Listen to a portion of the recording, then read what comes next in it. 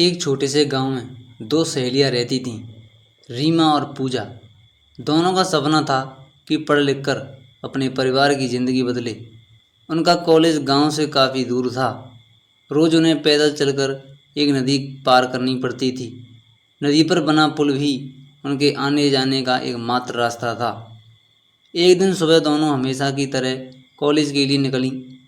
रास्ते में पहुंचते ही उन्होंने देखा कि रात की तेज बारिश के कारण नदी का पुल पूरी तरह टूट चुका था।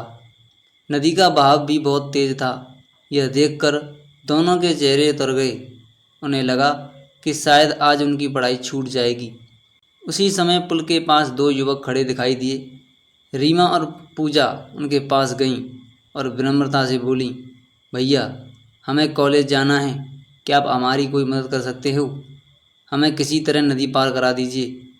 दोनों युवकों ने पहले नदी का बहाव देखा और फिर कहा, बहन, पानी बहुत तेज है, लेकिन अगर तुम पढ़ाई के लिए इतनी दूर से आई हो तो हम तुम्हें निराश नहीं लौटने देंगे। उन्होंने पास पड़ी एक मजबूत नाव की व्यवस्था की और वहीं सावधानी से दोनों लड़कियों को नदी के उस पार पहुंचा दिया।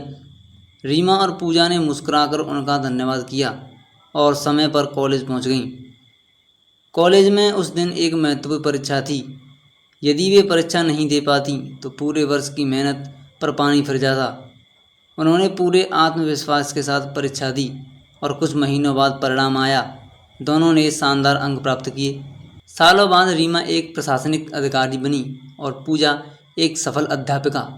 एक दिन दोनों उसी गांव में एक कार्यक्रम में पहुंची। वहां उन्होंने अपने संघर्ष की कहानी सुनाई और कहा, अगर उस दिन हम हार मानकर घर लौट जाते तो शायद आज हम यहाँ तक कभी नहीं पहुँच पाते।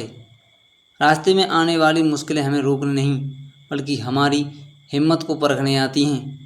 उन्होंने उन दोनों युवकों को भी मंच पर बुलाया जिन्होंने उस दिन उनकी मदद की थी।